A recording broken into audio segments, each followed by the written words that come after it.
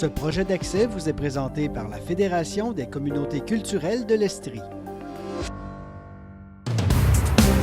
Espace de la diversité. Espace de la diversité. Espace de la diversité. Espace de la diversité présente nos communautés qui bâtissent le patrimoine estrien ainsi que les activités de rapprochement et de socialisation au sein de chacune. Espace de la diversité, une émission de la Fédération des communautés culturelles de l'Estrie.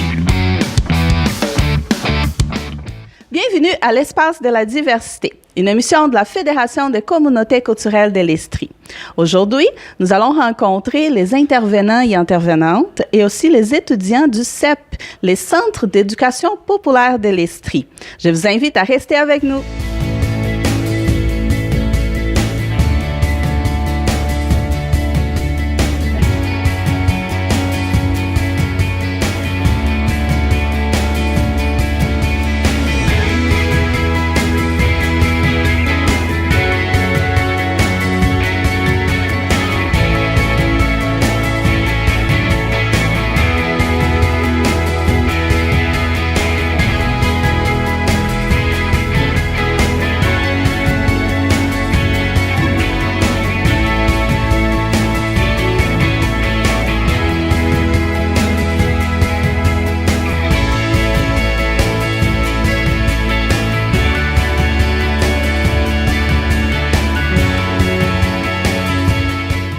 Nous sommes avec Mylène Rioux, directrice générale du CEP, les Centres d'éducation populaire de l'Estrie.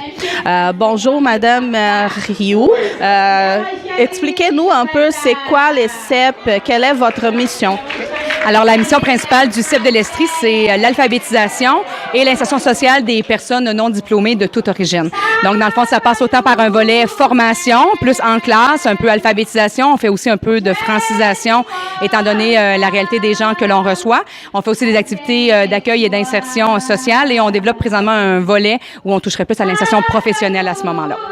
Depuis combien de temps vous occupez ces postes et quelles sont vos responsabilités? Moi, ça fait 5 ans maintenant que je suis à la direction du CEP. Comme dans tout bon organisme communautaire, la direction, c'est faire tout.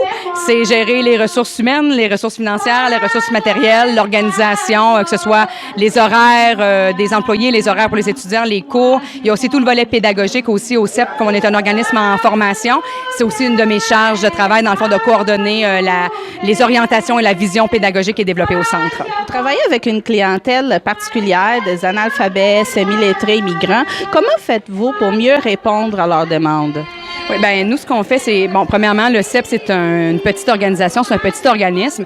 Alors, dans les classes d'alphabétisation ou d'alpha-francisation, c'est maximum 12 apprenants à la fois. Donc, ça, c'est déjà un choix qu'on fait, d'avoir des petites classes, parce qu'on fait vraiment de l'enseignement qu'on dit individualisé. Ça veut dire que si ma formatrice, dans sa classe, elle a 12 personnes, mais qu'elles sont de 4-5 niveaux à peu près différents à l'écrit ou à l'oral, elle va faire des activités adaptées pour chacune de ces personnes-là. Donc, on travaille souvent par sous-groupe avec des bénévoles aussi pour s'assurer que tous les étudiants aient tout ce dont ils ont besoin. Et c'est une des approches qu'on va prendre aussi. On va travailler aussi beaucoup avec les images, beaucoup avec des activités d'intégration aussi pour mettre les gens dans l'action. On a des plateaux de travail présentement aussi qui leur permettent de mettre leurs compétences en place directement dans une activité de type professionnel. Donc, on essaie vraiment de s'adapter à leurs capacités puis de leur faire vivre le plus possible de réussite rapidement pour aider à faire monter leur estime d'eux-mêmes puis leur impression ou leur idée qu'ils sont capables de faire des choses et d'avancer. Quels sont les problèmes auxquels votre clientèle fait face? Quelles sont les principales difficultés? Nous, on travaille avec des analphabètes. Donc, en partant, notre clientèle, elle est vraiment divisée en deux.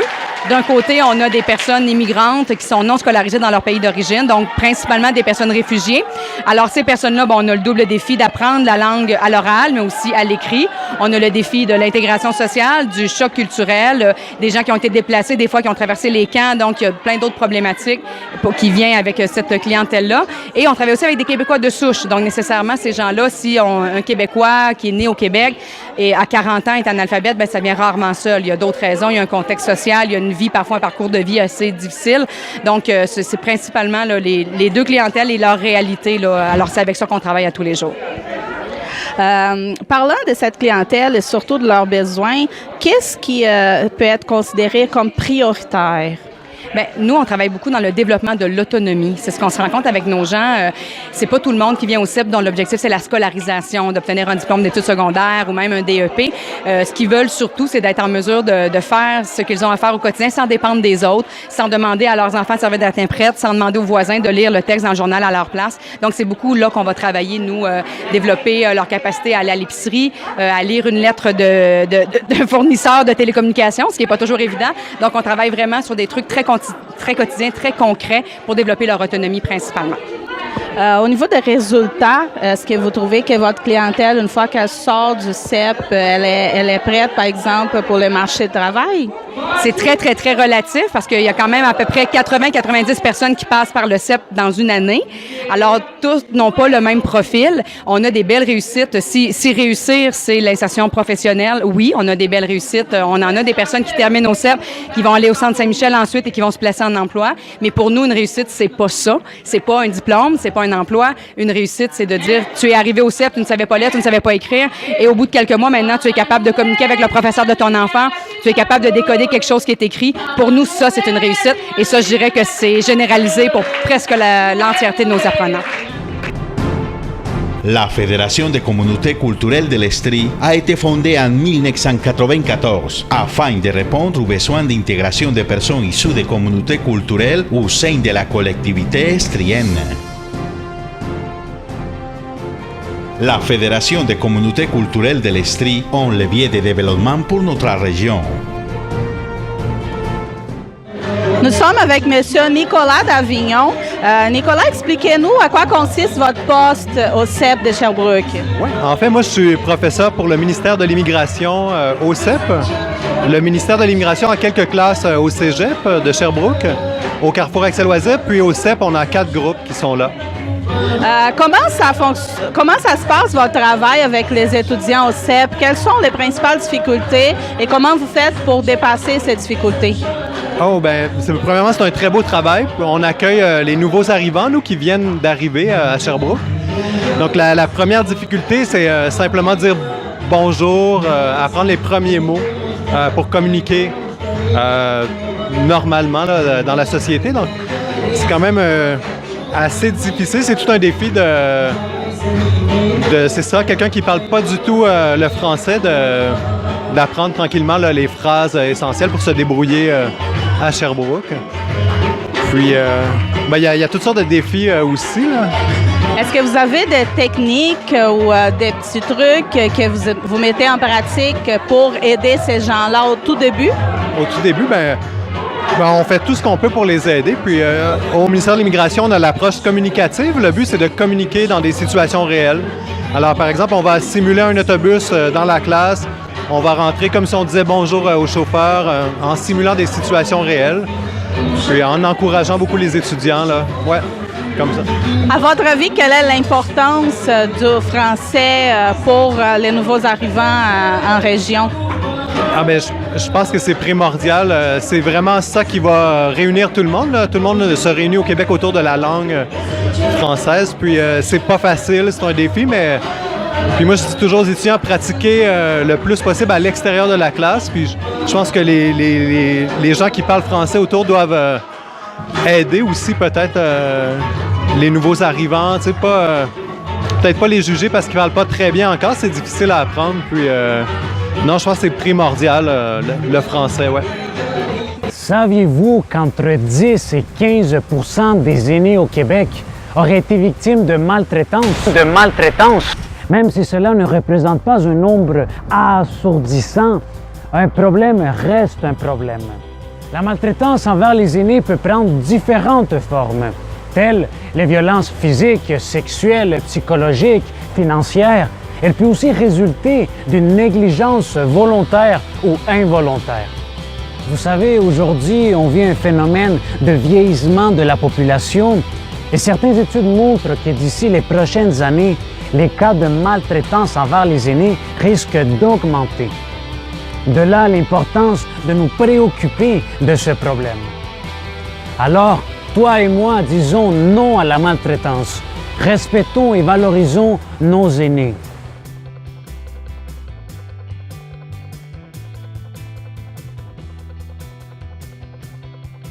Nous sommes avec Madame Stéphanie Cotenoy, directrice adjointe au CEP de l'Estrie. Bonjour, Madame Cotenoy. Expliquez-nous à quoi consiste votre poste au CEP. Alors, moi, je suis directrice adjointe responsable du volet insertion sociale et professionnelle. Donc, mon but est de mettre en place des structures pour faire en sorte que les étudiants puissent apprendre ou développer les compétences essentielles, mais également les compétences nécessaires sur le marché du travail à travers des projets d'apprentissage pratique. Donc, tout ce qui est alphabétisation, francisation, qui vont suivre au CEP de l'Estrie, vont venir ensuite avec moi pour développer les compétences, mais de manière pratique, donc sous forme de plateau de travail, si on veut. Donc, c'est de développer différents projets d'apprentissage pratique par lesquels les étudiants vont pouvoir acheminer dans les différentes compétences nécessaires à intégrer le marché du travail et également à le maintenir. Vous travaillez avec une clientèle très diversifiée. Comment vous faites? Quelles sont les difficultés? Comment vous gérez ça? En fait, la manière dont on intervient dans le volet insertion sociale et professionnelle au Centre d'éducation populaire de l'Estrie, c'est vraiment de faire en sorte que chaque personne soit mise en valeur et qu'on utilise leurs compétences pour travailler dans un groupe avec des multiniveaux.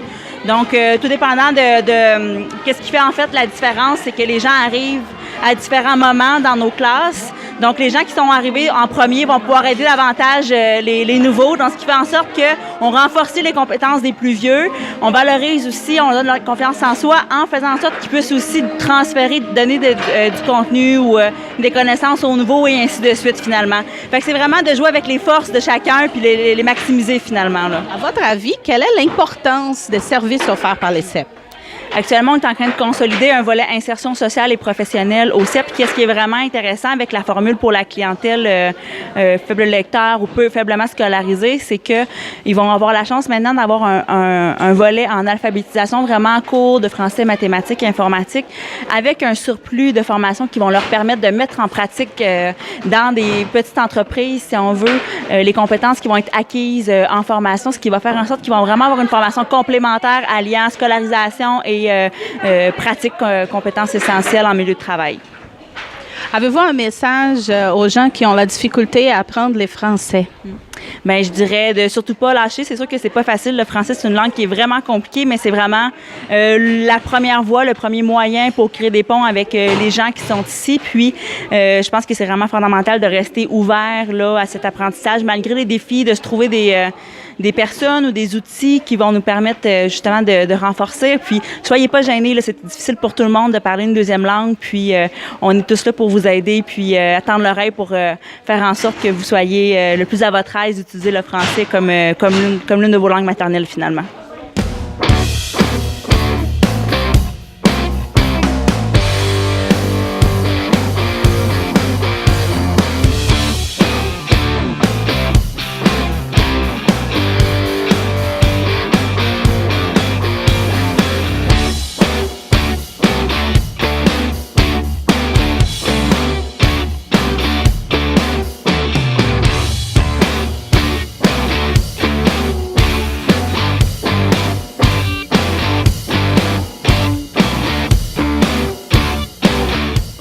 Nous sommes avec Madame Ruth Gilbert. Madame Gilbert, expliquez-nous à quoi consiste votre poste au CEP de l'Estrie.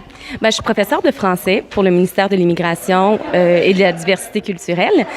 J'enseigne le français à tous les niveaux, donc du niveau débutant jusqu'au niveau avancé. C'est mon rôle. Quelles sont les principales difficultés que vous voyez avec vos étudiants et quels sont vos outils pour dépasser ces difficultés? Bien, les difficultés, on a des groupes assez hétérogènes, donc l'âge, la scolarité, la langue d'origine, tout ça, c'est des grandes difficultés à surmonter. Nos outils, notre patience, c'est notre premier outil. Et deuxièmement, c'est aussi d'enseigner de façon individualisée, donc de répondre aux besoins de chaque étudiant plutôt que de répondre aux besoins du groupe entier. Donc oui, parfois, on va faire des parties de cours à tout le monde, mais souvent, on va aller selon les besoins particuliers de chacun des étudiants. À votre avis, quelle est l'importance du français, d'apprendre le français à Sherbrooke? Bien, à Sherbrooke, au Québec, partout au Québec, mais à Sherbrooke encore plus, donc pour s'intégrer, pour travailler et puis aussi avoir des amis de la place, donc des amis québécois aussi. Et dans la classe, comme ils n'ont pas toutes la même langue d'origine, pour parler avec les autres étudiants, c'est important qu'ils le fassent en français. Avez-vous un message aux gens qui ont de la difficulté à apprendre le français? lâchez pas, vous êtes capable. Et puis, il suffit de pratiquer, d'un peu de patience, et puis vous allez réussir.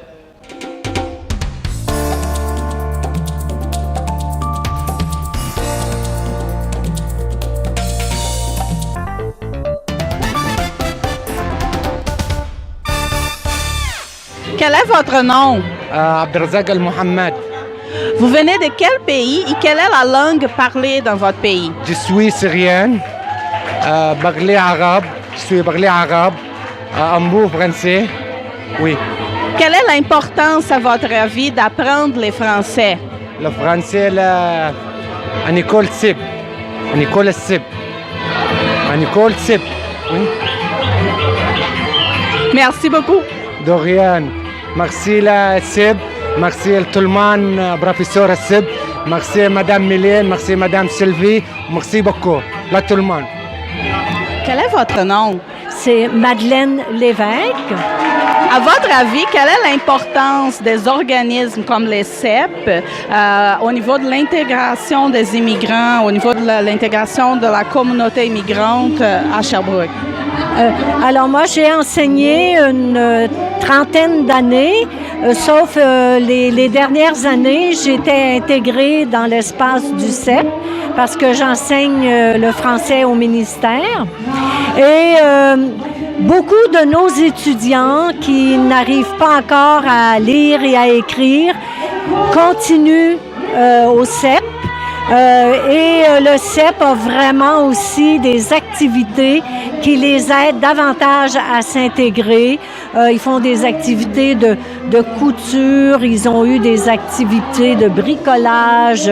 Et à travers ça, c'est bien sûr des classes où ils apprennent à lire et à écrire. C'est vraiment l'objectif. Nos étudiants en profitent beaucoup. Les étudiants que nous, on a eus à travers le ministère de l'Immigration. Quel est votre nom? Antonio Ospina.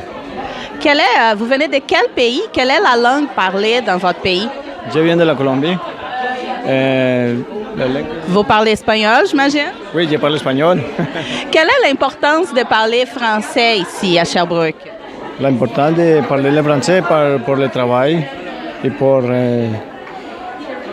ser mejor las cosas, las choses. La Fédération des communautés culturelles de l'Estrie a été fondée en 1994 afin de répondre aux besoins d'intégration des personnes issues des communautés culturelles au sein de la collectivité estrienne. La Fédération des communautés culturelles de l'Estrie est un levier de développement pour notre région. Nous sommes avec Noémie Goulet. Noémie, expliquez-nous quel est votre engagement au CEP. Oui, donc moi, en fait, j'étais stagiaire l'an passé, en fait, pour l'automne. Et moi, ce que j'ai fait, c'était vraiment pour aider tous les étudiants qui étaient là, en fait, à avoir l'expérience de leur semaine. Donc, c'était vraiment de voir comment ils vivaient leur situation, c'était quoi leurs émotions. Moi, j'ai été accompagnée de Sylvie, et c'était elle qui était ma gérante, on va dire, là, de ma consultante qu'on appelait, pour m'expliquer comment le fonctionnement des gens, comment ça fonctionnait. Puis c'est moi je prenais quelques interventions avec elle pour savoir comment les gens avaient procédé, comment ils étaient arrivés ici, comment ils se sentaient aujourd'hui, puis c'était quoi leur objectif pour plus tard. Est-ce qu'il fallait que ça soit réaliste dans un temps réaliste? Qu'est-ce qu'ils voulaient avoir? Donc les métiers, c'est sûr, on leur montrait beaucoup de choses. C'était vraiment une orientation. Donc, c'est ça. Moi, c'était vraiment c'était ça. Qu'est-ce que vous avez remarqué comme les principales difficultés des étudiants du CEP? Et évidemment, c'est sûr que le langage, je dirais que c'était beaucoup plus le français. Nous autres, on leur apprenait le français, donc les classes du midi, c'est ça qu'ils faisaient. Mais nous, au CEP, dans la classe où moi j'intervenais, c'était du monde qui avait déjà plus de facilité à comprendre le français. Puis nous, c'est sûr qu'on faisait des cours beaucoup plus faciles, mais qui étaient complexes quand même pour eux autres, pour qu'on puisse vraiment aller un peu plus loin dans leur langage. Puis, comme je vous dis, là, savoir les définitions de chaque métier, qu'est-ce qu'ils pouvaient faire, être cuisinier, être boucher, il y avait énormément de possibilités pour eux, là. L'équipe de l'Espace de la diversité aime vous entendre. Donc, si vous avez des questions, des commentaires ou si vous voulez participer à l'émission, vous pouvez nous écrire par courriel espacedeladversité@fccestrie.org. Il y a aussi sur notre page Facebook, vous pouvez nous suivre sur Facebook @FCC Estrie.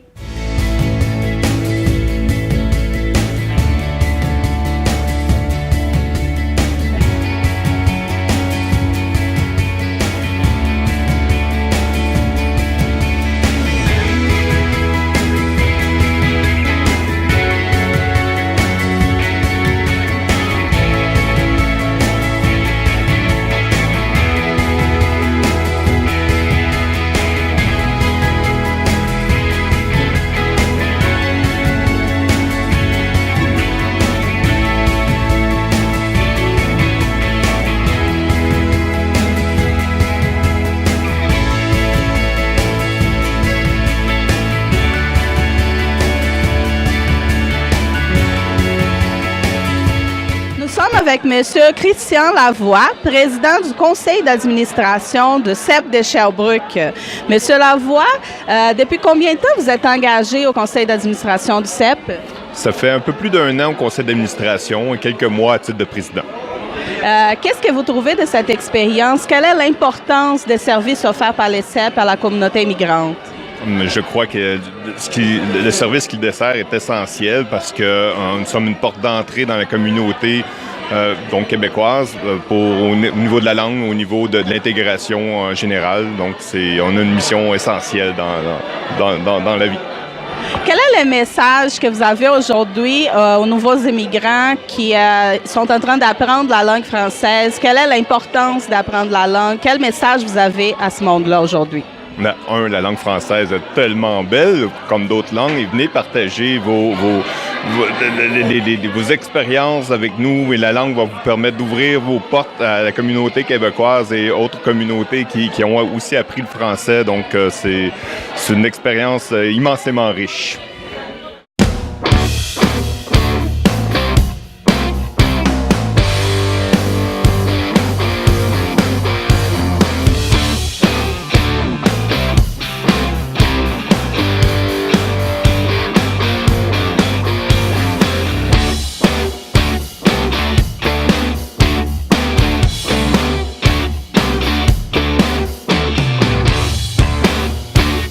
Nous sommes avec Mme Marianne Roy. Mme Roy, expliquez-nous à quoi consiste votre poste au CEP de Sherbrooke. En fait, moi, ça fait depuis le mois de septembre, on m'a approché, Mylène Rioux m'a approché pour le poste d'agente de développement socioculturel. En fait, en gros, ce que je fais, c'est que j'organise des ateliers artistiques avec les apprenants du CEP. Quelles sont les plus grandes difficultés que vous avez à gérer avec votre clientèle au CEP et quels sont vos outils pour dépasser ces difficultés-là? C'est une bonne question. Les plus grandes difficultés, bien sûr, il y a la barrière de la langue. Donc, c'est de toujours... moi, j'ai des projets très, très concrets avec des consignes très précises. Donc, c'est toujours de réussir à bien faire passer les consignes pour que le produit que nous créons soit au meilleur de sa capacité. Donc, c'est un peu ça, là. Expliquez-nous un peu comment vos ateliers apportent du positif à la clientèle du CEP. En fait, moi, mes ateliers, présentement, je les donne beaucoup dans le Pass Action, donc pour l'insertion au marché du travail. Donc, on développe, dans les ateliers artistiques, on développe différentes compétences qui vont retrouver sur le marché de l'emploi, la dextérité, le travail d'équipe. Donc, ce sont toutes des compétences qu'ils vont devoir acquérir pour être un meilleur employé, si on veut. Saviez-vous qu'entre 10 et 15 % des aînés au Québec auraient été victimes de maltraitance? Même si cela ne représente pas un nombre assourdissant, un problème reste un problème. La maltraitance envers les aînés peut prendre différentes formes, telles les violences physiques, sexuelles, psychologiques, financières. Elle peut aussi résulter d'une négligence volontaire ou involontaire. Vous savez, aujourd'hui, on vit un phénomène de vieillissement de la population Et certaines études montrent que d'ici les prochaines années, les cas de maltraitance envers les aînés risquent d'augmenter. De là l'importance de nous préoccuper de ce problème. Alors, toi et moi, disons non à la maltraitance. Respectons et valorisons nos aînés.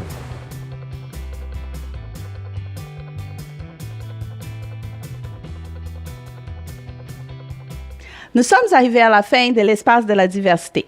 Merci d'être resté avec nous pendant toute l'émission. Si vous avez des questions, des commentaires ou si vous voulez participer avec nous, vous pouvez toujours nous contacter par courriel, espace-de-la-diversité@fccestrie.org et aussi sur notre page Facebook. Vous pouvez suivre notre page Facebook @FCC-Estrie. N'oubliez pas, Espace de la diversité, un espace de rapprochement interculturel, toujours avec des invités spéciaux. On se voit dans une prochaine émission. À bientôt! Espace de la diversité. Espace de la diversité. Espace de la diversité. Espace de la diversité présente nos communautés qui bâtissent le patrimoine estrien ainsi que les activités de rapprochement et de socialisation au sein de chacune. Espace de la diversité, une émission de la Fédération des communautés culturelles de l'Estrie. Là, non, il ne faut pas rester là, parce que tu sais, quand il reste là, je me déconcentre. Il me déconcentre. Attends, je vais juste... Donc, merci. Nous sommes arrivés à la fin de l'espace de la diversité. Merci d'être resté avec nous. OK, m'excuse. Chef de Sherbrooke. Nous sommes avec... Je suis en train de parler, si tu m'écoutes pas. À la fin de l'espace de la diversité. Merci d'être resté avec nous pendant tout le long de l'émission. Pendant toute l'émission.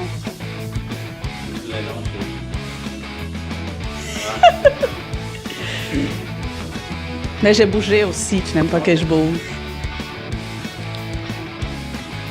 Bien, nous sommes avec Noémie Goulet. Noémie, expliquez-nous comment ça a été votre engagement au CEP. Qu'est-ce que vous avez apporté au CEP? C'est trop long, ma question. Sur les pas... Excuse. Sur les... OK, on va demander juste un message, alors. Donc, on va dire...